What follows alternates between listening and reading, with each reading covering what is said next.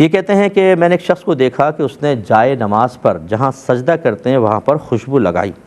تو میں نے کہا تم یہ کیوں خوشبو لگا رہے ہو؟ تو اس نے کہا کہ اس سے خشوع و خضوع اچھا رہتا ہے، اس لیے میں نے لگائی۔ تو کیا یہ بات درست ہے؟ دیکھیں پہلے سمجھ لیں کہ خشوع و خضوع کا مطلب کیا ہوتا ہے۔ خضوع معنی ہوتا ہے عاجزی، انکساری، اور خشوع کا مطلب ہوتا ہے خوف خدا کے ساتھ، دل کی حاضری کے ساتھ آدمی نماز کو ادا کرے، ادھر ادھر التفات نہ ہو۔ اور اس میں اللہ کی طرف متوجہ ہونے کا مطلب کوئی یہ تو نہیں ہوتا کہ اللہ کی ذات کا کوئی تصور قائم کر لیں گے، اس سے مراد یہ ہوتا ہے کہ آپ ان امور کی طرف متوجہ ہو جائیں جن کا تعلق دنیا سے نہ ہو، آخرت سے ہو، یا وہ اللہ تعالیٰ کے قرب یا اللہ کی یاد کا وسیلہ بن جائیں۔ جیسے آپ کعبۃ اللہ کا تصور ذہن میں لے آئیں، طواف کا لے آئیں، گنبد خضرا کا لے آئیں، میدان محشر، پل صراط، جنت، دوزخ، یہ سب جو تصورات ہیں یہ گویا کہ اس کو یوں ہی کہیں گے کہ آپ اللہ کی طرف متوجہ ہیں۔ تو یوں جب آپ دل کی قلبی حاضری ہوتی ہے، جیسے کہ نبی کریم نے واضح طور پہ صحابہ سے فرمایا کہ تم اس طرح نماز ادا کرو جیسے تم اپنے رب کو دیکھ رہے ہو، اور اگر تم نہیں دیکھتے تو وہ تو تمہیں دیکھ ہی رہا ہے۔ تو یہ جب دل حاضر ہوتا ہے اور یہ تصور قائم ہوتا ہے اور ان امور کی طرف متوجہ ہوتے ہیں تو ہم کہتے ہیں کہ یہ خشوع و خضوع سے نماز ادا کر رہا ہے۔ اس کو جاننے کے بعد اب یہ دیکھیں کہ سجدے کی جگہ پر خوشبو لگا کر اگر کوئی سجدہ کرتا ہے تو اس سے خشوع و خضوع کا کیا تعلق ہوا؟ صرف اتنا ہوگا کہ دماغ معطر ہوگا، آپ نیچے جائیں گے تو خوشبو آپ کو آئے گی، آپ کی توجہ امور آخرت سے ہٹ کر خوشبو کی طرف ہو جائے گی، جس کو میں غلط تو نہیں کہہ رہا ہوں، لیکن اس کو یہ سمجھنا کہ شاید یہ بھی خشوع و خضوع کی ایک قسم میں سے ہے، یہ ٹھیک نہیں ہے۔ لگا سکتے ہیں آپ خوشبو، ٹھیک ہے، آپ سجدے میں جاتے ہیں، مہک بھی آتی ہے، لیکن آپ کی توجہ امور آخرت کی طرف ہونی چاہیے، نہ کہ صرف خوشبو کی طرف۔ ایسا نہ ہو کہ آپ سر جھکائیں اور کہیں کہ موتیا ہے، آج تو گلاب ہے، تو یہ آپ ہٹ گئے وہاں سے، اصل جو خشوع و خضوع تھا اس سے ہٹ گئے، اس لیے اس پر توجہ رکھا جائے۔ ایک بھائی نے کویسچن کیا تھا، یہ پڑوسی ملک کا کویسچن تھا کہ ہمارے یہاں ابھی بھی شہروں میں قاضی صاحب کا رواج ہے، قاضی شہر کہتے ہیں اسے، اس طرح شاہی امام صاحب کو شاہی امام کہا جاتا ہے بعض علاقوں کے اندر، ابھی بھی اس کا رواج ہے۔ اور ہمارے ہم یہ دیکھتے ہیں کہ قاضی شہر جب ہٹتے ہیں تو اپنی اولاد کو وہاں پر فائز کر دیتے ہیں، ایسے شاہی امام ہٹتے ہیں تو ان کا بیٹا امام بن جاتا ہے، اور یہ کہتے ہیں کہ جب کہ اولاد بعض اوقات بالکل لائق نہیں ہوتی لیکن وہ اس کو وہ منصب دے کر ہٹتے ہیں، تو کیا اس طرح کرنا شرعاً درست ہے یا نہیں ہے؟ دیکھیں ہمارے ہاں وراثت کا، ان مناصب کے اندر وراثت کا کوئی تصور نہیں ہے، بلکہ اہلیت اور قابلیت پیش نظر ہوتی ہے۔ صدیق اکبر رضی اللہ تعالی عنہ نے مطلب جب آپ ہٹے ہیں یعنی فوت ہوئے ہیں تو خلافت حضرت عمر فاروق رضی اللہ تعالی عنہ کے پاس آئی مشاورت کے ساتھ، آپ نے اپنے صاحبزادے عبد الرحمن کو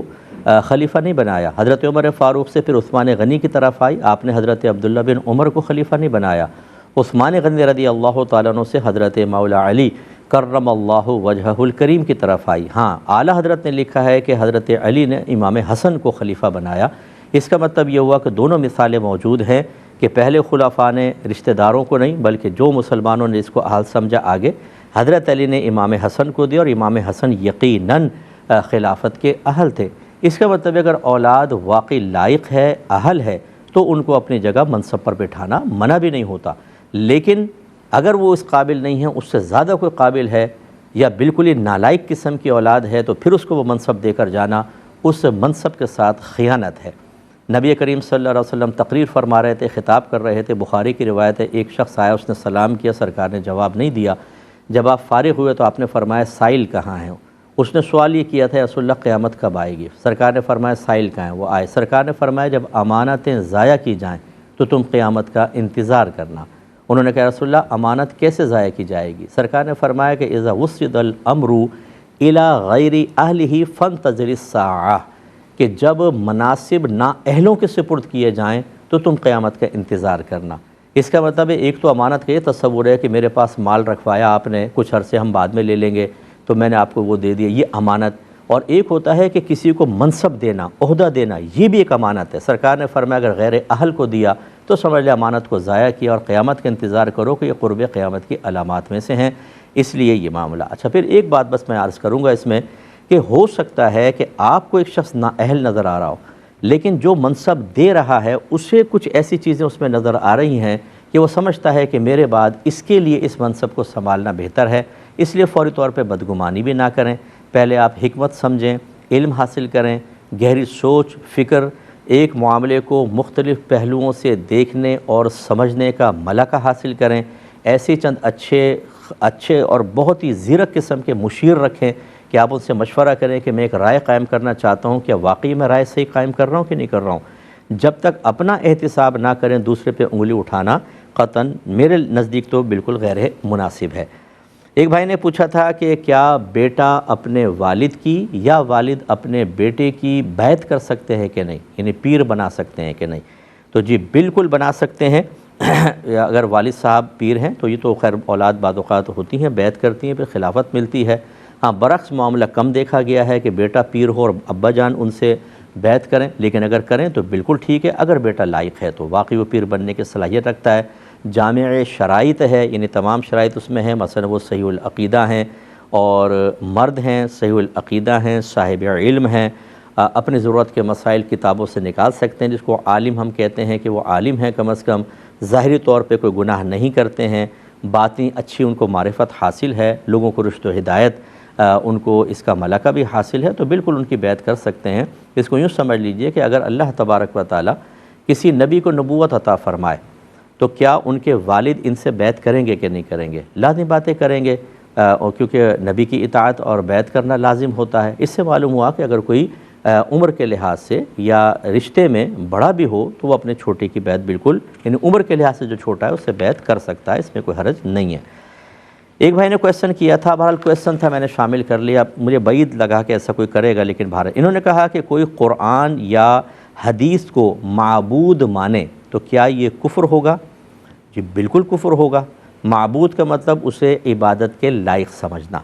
تو قرآن جو ہے یہ کوئی خدا نہیں ہے، ٹھیک ہے نا، اللہ تبارک، یہ قرآن کے اندر اللہ کا کلام ہے، تو یہ اللہ کی صفت تو ہے، اور صفت ذات نہیں ہے کہ ہم اس کو خدا کہہ سکیں۔ اور اسی طرح حدیث، یہ تو نبی کریم صلی اللہ علیہ وسلم کا کلام ہے، غیر اللہ ہے، اور غیر اللہ کو عبادت کے لائق سمجھنا یہ بالکل کفر و شرک ہے، اور وہ آدمی اگر یہ عقیدہ رکھتا ہے تو دائرہ اسلام سے خارج ہے۔ پیار محبت سے اس کو سمجھائیں کہ جذباتیت، محبت اور ایسا عشق جو شریعت کی تعلیم سے خالی ہو یہ آپ کو بچائے گا نہیں، یہ تباہ کر دیتا ہے۔ بعض اوقات آپ فوراً تجدید ایمان کریں، تجدید نکاح کریں، اگر علانیہ طور پہ جملہ کہا ہے تو علانیہ طور پہ لوگوں کے سامنے اپنی اس خطا کا اقرار کر کے علانیہ تجدید ایمان کرنا ہوگا، اللہ تعالیٰ انشاءاللہ درگزر فرما دے گا۔ یہ کہتے ہیں کہ اگر کوئی غیر صاحب نصاب تھا، یعنی شرعی فقیر تھا، لیکن اس نے رمضان سے پہلے فطرہ ادا کر دیا اور بعد میں وہ صاحب نصاب ہو گیا تو کیا دوبارہ فطرہ ادا کرنا ہوگا؟ پہلی بات سمجھ لیجئے کہ جو فطرہ ہوتا ہے حقیقتاً اس کی ادائیگی واجب اس پر ہوتی ہے جو مالک نصاب ہوتا ہے،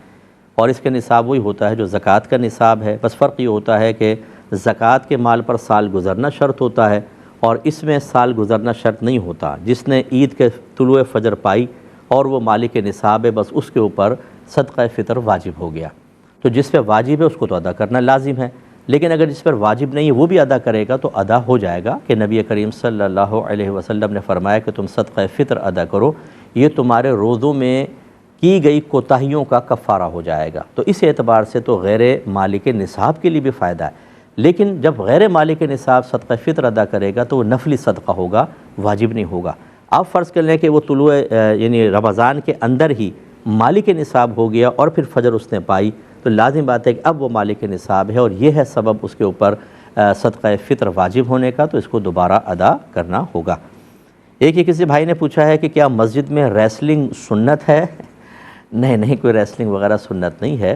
ہاں یہ ہے کہ وہ حبشی بچے کچھ کھیل رہے تھے اپنے نیزوں اور تیروں کے ساتھ، اور نبی کریم صلی اللہ علیہ وسلم نے ان کو ملاحظہ فرمایا، لیکن اس کے بارے میں بھی یہ کہا گیا ہے، بعض مفسرین نے، شارحین نے فرمایا کہ یہ شروع اسلام کی بات تھی، یعنی ابتدا کے اندر تھی، بعد میں یہ تمام چیزیں ختم تھی، تو مسجد کے آداب ملحوظ رکھیں۔ جیسے کہ نبی کریم صلی اللہ علیہ وسلم سے ثابت ہے، حضرت انس رضی اللہ تعالیٰ عنہ کہتے ہیں کہ ہم بھی اور نبی کریم